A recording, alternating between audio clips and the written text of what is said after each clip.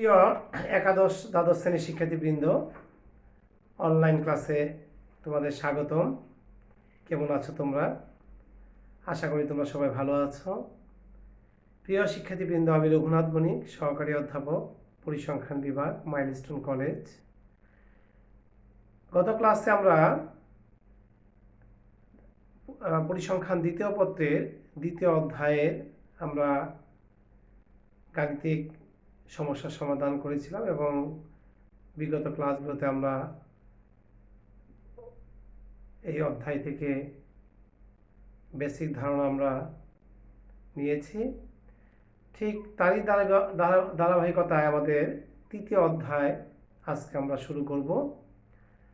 দুটো অধ্যায় সম্পূর্ণই মিল আছে। সেটা হচ্ছে যে আমাদের বিচ্ছিন্ন দৈবচলক এবং অবিচ্ছিন্ন দৈবচলক নিয়ে আমাদের কাজ তৃতীয় অধ্যায়ও। এখানে নতুন যে জিনিসটা সংযোজন হবে সেটা হচ্ছে গাণিতিক প্রত্যাশা, দৈবচলকের ভেদাঙ্ক, স্বভেদাঙ্ক।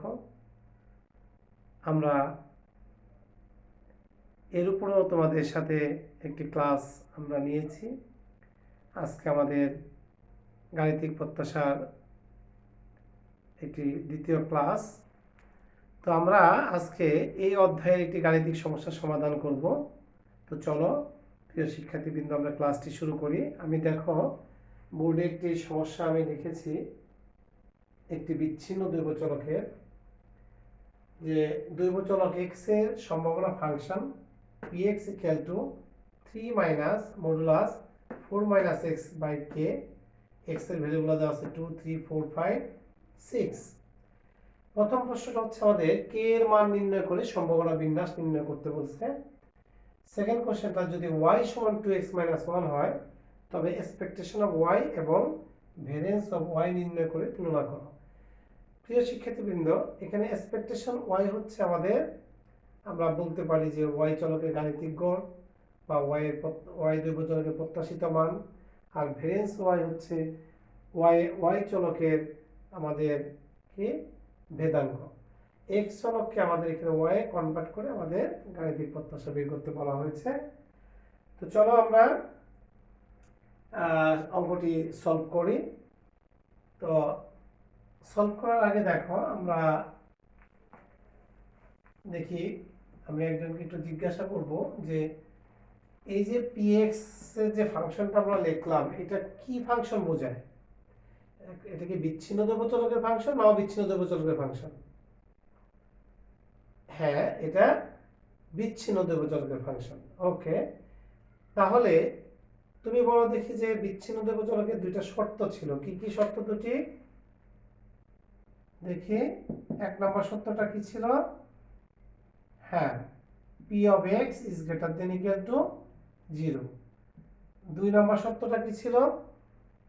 summation px equal to 1। yes, এবার আমরা আমাদের যেটা বের করতে বলা হয়েছে গাণিতিক প্রত্যাশা। আমরা গত ক্লাসে গাণিতিক প্রত্যাশার বেসিক আলোচনা করেছিলাম, দৈবচলকের ভেদাঙ্ক, তারপরে স্বভেদাঙ্ক আমরা এবং ধর্ম, গাণিতিক প্রত্যাশার ধর্ম, দৈবচলকের ভেদাঙ্কের ধর্ম, এগুলো নিয়ে বিস্তারিত আলোচনা করেছি। দেখি কে বলতে পারো যে x দৈবচলকের প্রত্যাশিত মানের ফর্মুলাটা কি বিচ্ছিন্ন দৈবচলকের ক্ষেত্রে?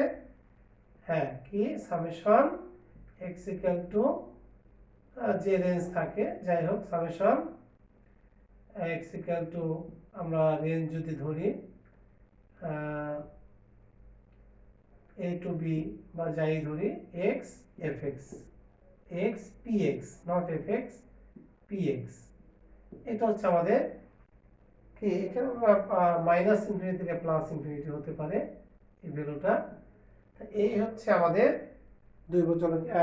দৈবচলকের প্রত্যাশিত মানের সূত্র।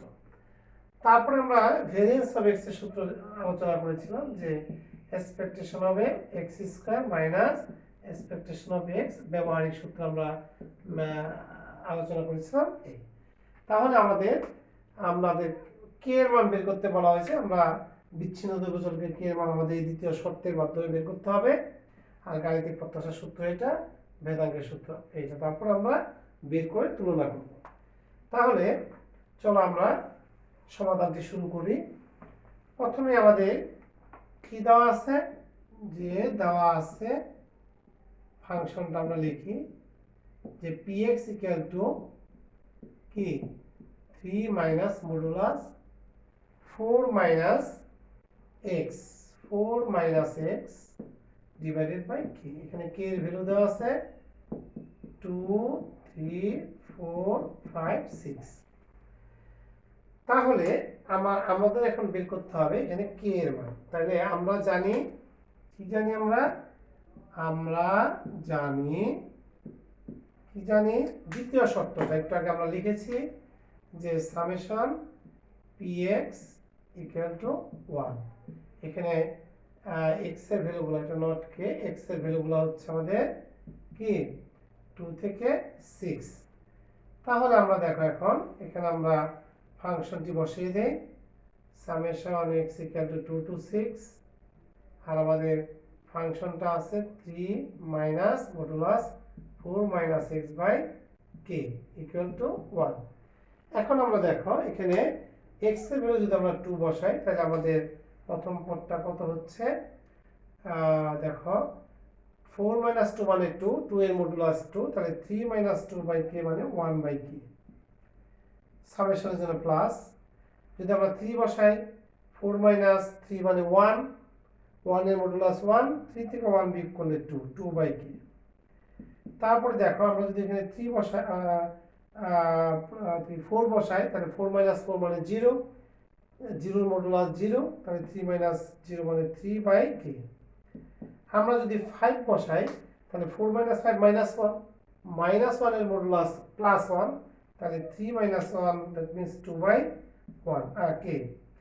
প্লাস আমরা যদি 6 বসাই তাহলে 4 মাইনাস 6 মানে মাইনাস 2, মাইনাস 2 এর মডুলাস হচ্ছে 2, তাহলে 3 মাইনাস 2 মানে 1, তারপরে 1 by k that's equal to 1। এখন আমরা এখানে যদি আমরা কে এর ভ্যালুটা বের করি তাহলে কি হয় দেখো, কে এর ভ্যালু যদি আমরা বের করে দেই তাহলে লসাগু হচ্ছে আমাদের কে। আমরা উপরে লিখে দেখো আমাদের কে এর ভ্যালুটা বের হয়ে যাবে। তারপরে আমরা বিন্যাস ফাংশনটা বের করব। দেখো কে এর ভ্যালু যদি বসাই আমরা, লসাগু হচ্ছে কে, তাহলে 1 plus 2 plus 3 plus 2 plus 1 equal to 1। সুতরাং কে ইকুয়াল টু হচ্ছে আমাদের 3 6 9, কে ইকুয়াল টু 9। এখন আমরা দেখো আমরা x এর বিন্যাস ফাংশনটা তাহলে কি হবে, তাহলে x এর বিন্যাস ফাংশন, সুতরাং 2 বছর x এর সম্ভাবনা বিন্যাসটি নির্ণয় হলো। x এর সম্ভাবনা বিন্যাসটি নিম্নরূপ দেখো। তাহলে আমরা এখানে কিভাবে লিখি দেখো, আমরা প্রথম x এর যে ভ্যালুটা আমাদের x px, তাহলে আমাদের প্রথম মানটা কিন্তু 1 বাই কে, তার মানে আমরা লিখতে পারি এটা 1 বাই 2 এর জন্য যখন 2 ছিল x এর ভ্যালু তখন 1 বাই কে আসছে আমাদের px, দ্যাট মিন্স কে এর ভ্যালু বসে দিলে 1 বাই 9। এরপরে আসলো 3 4 5 and 6, তাহলে 3 এর জন্য আমাদের এই ভ্যালুটা তাহলে 2 বাই 9, 4 এর জন্য এই ভ্যালুটা 3 বাই 9, 5 এর জন্য এই ভ্যালুটা 2 বাই 9, 6 এর জন্য এই ভ্যালুটা 1 বাই 9। তাহলে আমরা কি x এর সম্ভাবনা বিন্যাসটি আমরা পেয়ে গেলাম। তো আশা করি তোমরা শিক্ষার্থীবৃন্দ বুঝতে পেরেছো যে কিভাবে আমরা এটা আমরা পূর্বের চ্যাপ্টারে আলোচনা করেছি যে কে এর ভ্যালুগুলো আমরা কিভাবে বের করতে হয়। জাস্ট এখানে মডুলাসের অঙ্ক একটা দেওয়া আছে একই, সেটা তোমরা বুঝলে। এবার আসো আমরা কি করব, আমরা এখন x এর সম্ভাবনা বিন্যাস পেয়ে গেলাম। তাহলে আমরা এখন খ নম্বর যে উত্তরটা আমাদের বলেছে সেটা হচ্ছে আমরা কয়ের এই বিন্যাসটা আমরা নিতে পারি। দেখো আমাদের কি দেওয়া আছে, একটা ফাংশন, আমাদের একটা ফাংশন দেওয়া আছে যে y equal to 2x minus 1। আমরা 2 খ নাম্বারের উত্তরটা শুরু করি। দেখো কি দেওয়া আছে? দেওয়া আছে y equal to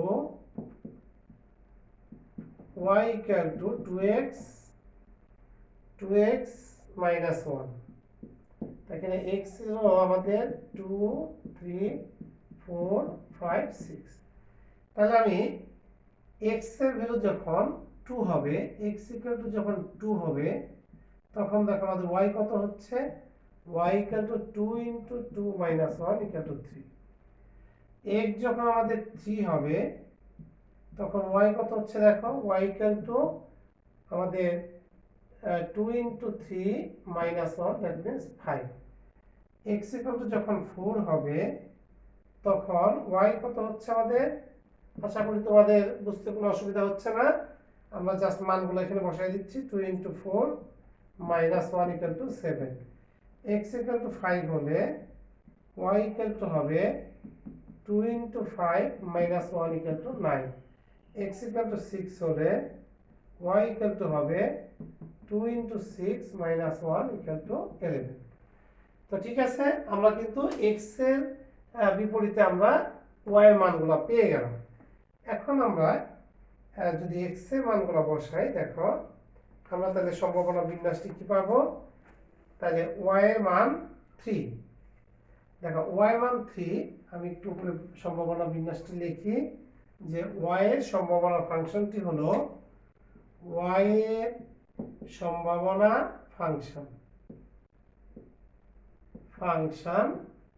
সম্ভাবনা ফাংশনটি হবে নিম্নরূপ। দেখো নিম্নরূপ। তাহলে আমি দেখো y যখন 3, তখন কিন্তু x এর 2 এর ভ্যালুটা দেখো একটু খেয়াল করে দেখো, আমরা এখানে লিখি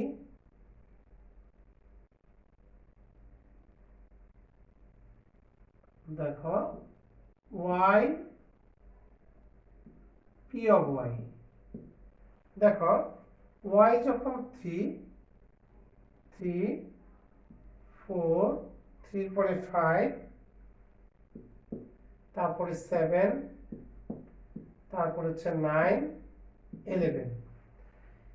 এখন আসো যখন আমাদের দেখো যখন আমাদের y3 কার এগেইনস্ট y3? 2 এর এগেইনস্ট। তাহলে 2 এর সম্ভাবনা যত, এই y3 এর সম্ভাবনা যত। তাহলে 2 এর সম্ভাবনা কত ছিল? একটু পূর্বে চলে যাও, দেখো 2 এর সম্ভাবনা ছিল 1/9, তাহলে এখানে 3 সম্ভাবনা হবে 1/9। আবার 3 এর সম্ভাবনা যখন ছিল, 3 সম্ভাবনা ছিল x এর মান যখন 3 ছিল 2/9, তাহলে 5 এর বেলা হবে 2/9। মানে সম্ভাবনাগুলো অপরিবর্তিত থাকবে। ঠিক আছে? তারপর একটা 7 এর সম্ভাবনা হবে এখানে একইভাবে। 7 এর সম্ভাবনা হবে 3/9, 9 এর সম্ভাবনা হবে 2/9, আর 11 সম্ভাবনা হবে 1/9। তাহলে আমরা y এর সম্ভাবনাগুলো পেয়ে গেলাম। অর্থাৎ 2 এর সম্ভাবনা, x এর 2 এর সম্ভাবনা যত, y এর 3 সম্ভাবনা তত। x এর 3 সম্ভাবনা যত, y এর 5 এর সম্ভাবনা তত। x এর 4 এর সম্ভাবনা যত, y এর 7 এর সম্ভাবনা তত। x এর 5 এর সম্ভাবনা যত, y এর 9 এর সম্ভাবনা তত। x এর 6 এর সম্ভাবনা যত, y এর 9 এর সম্ভাবনা তত। এবার আসো আমরা গাণিতিক প্রত্যাশিত মান, গাণিতিক প্রত্যাশা। তাহলে আমরা গাণিতিক প্রত্যাশার ফর্মুলা কি জানি? দেখো এখন এক্সপেকটেশন অফ y, এটা সূত্র হচ্ছে summation y equal to 3 to 11 y into py। ওকে, এখন আমরা যদি এখানে y এর ভ্যালু 3 বসাই, তাহলে আমাদের কি হচ্ছে? আমরা এভাবে লিখে নিতে পারি চাইলে যে 3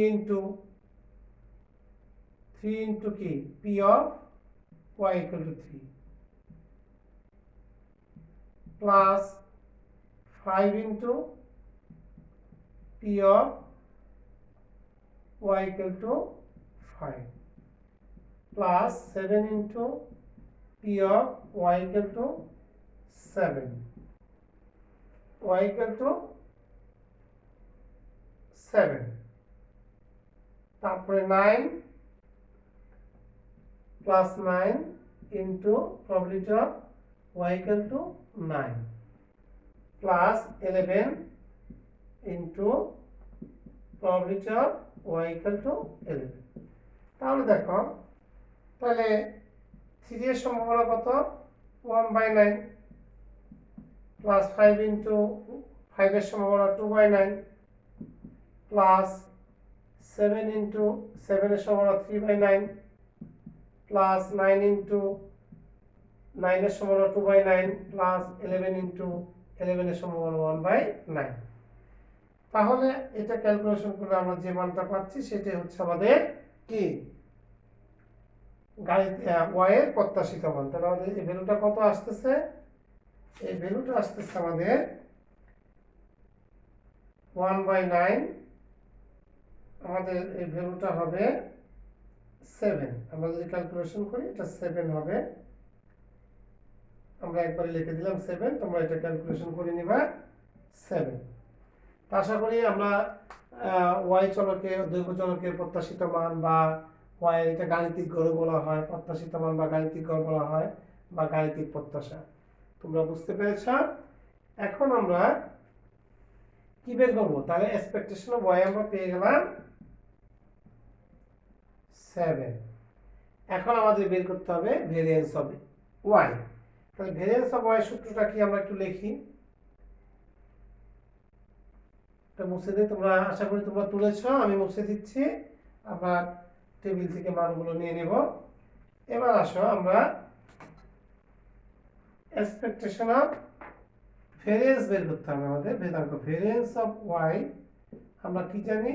এক্সপেকটেশন অফ আমরা জানি, দেখো আমরা জানি variance of y equal to expectation of x square minus y square minus expectation of y whole square. তাহলে আমরা এখন আমরা কিন্তু এই মানটা অলরেডি পেয়ে গেছি। তাহলে আমরা একটা কাজ করি, এক্সপেকটেশন অফ y স্কয়ার, এই মানটা আমরা পেয়েছি কত? Minus 7 square. দ্যাট মিন্স আমরা ভেরিয়েন্স অফ y পেলাম expectation of y square minus 49। এটা একটা সময় ইকুয়েশন দিয়ে রাখি। এখন আমরা বের করব এই মানটা, এক্সপেকটেশন অফ y স্কয়ার। তাহলে এটা কি লিখতে পারি? যে summation y square into p of y। y সমান হচ্ছে আমাদের 3 থেকে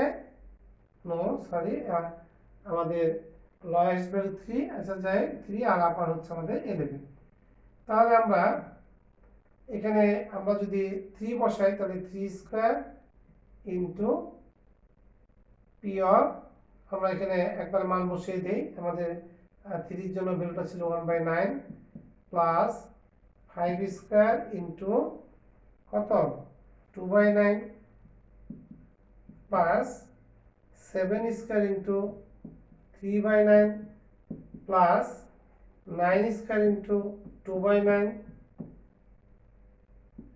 প্লাস 11 স্কয়ার ইনটু 1/9। এই হচ্ছে আমাদের।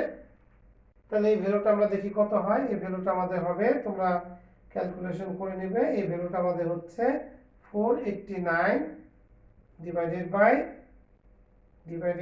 9। তাহলে আমরা পেয়ে গেলাম। এখন আমরা এই মানটাকে আমরা 1 নম্বর সমীকরণে বসিয়ে দিব। লিখি 1 নম্বর সমীকরণ হতে পাই। এটা কার ভ্যালু পেলাম? এটা আমরা পেলাম এক্সপেকটেশন অফ y স্কয়ার। এখন আমরা লিখি 1 নম্বর সমীকরণ হতে পাই, কি লিখতে পারি? 1 নম্বর সমীকরণ হতে পাই তাহলে variance of y equal two কত হচ্ছে আমাদের? 489 মাইনাস 949। তাহলে দেখো আমাদের কত হয়। আমরা এখন রেজাল্টটা পাচ্ছি কত? তাহলে আমাদের হয়ে যাচ্ছে কত? যে আমাদের এই ভ্যালুটা হচ্ছে 9489 মাইনাস 4441, এটাকে ক্যালকুলেশন করলে 5.3। তাহলে আমার এক্সপেকটেশন অফ y ছিল কত? 7। আমাদের এক্সপেকটেশন অফ ওয়াই ছিল 7, তাহলে আমরা এখান থেকে কি দেখতে পাচ্ছি তুলনা করলে যে গাণিতিক ওয়াই এর প্রত্যাশিত মান তার ভেদাঙ্ক থেকে বড়। তার মানে আমরা এখানে কি দেখতে পাচ্ছি যে এখানে expectation of y is greater than variance of y. ঠিক আছে প্রিয় শিক্ষার্থীবৃন্দ, আশা করি আজকের ক্লাসটা তোমরা ভালোভাবে বুঝতে পেরেছ। তারপরে যদি তোমাদের কোনো বুঝতে অসুবিধা হয় কোথাও, তাহলে তোমরা ভিডিওটি বারবার অন করে দেখবে। এরপরও তোমাদের সমস্যা হলে তোমরা আমার সাথে পার্সোনালি আমার এই আইডিতে রিং দিয়ে তোমরা সমাধান করে নেবে। তো তোমাদেরকে অসংখ্য ধন্যবাদ জানিয়ে এখানেই শেষ করছি। খুদা হাফেজ।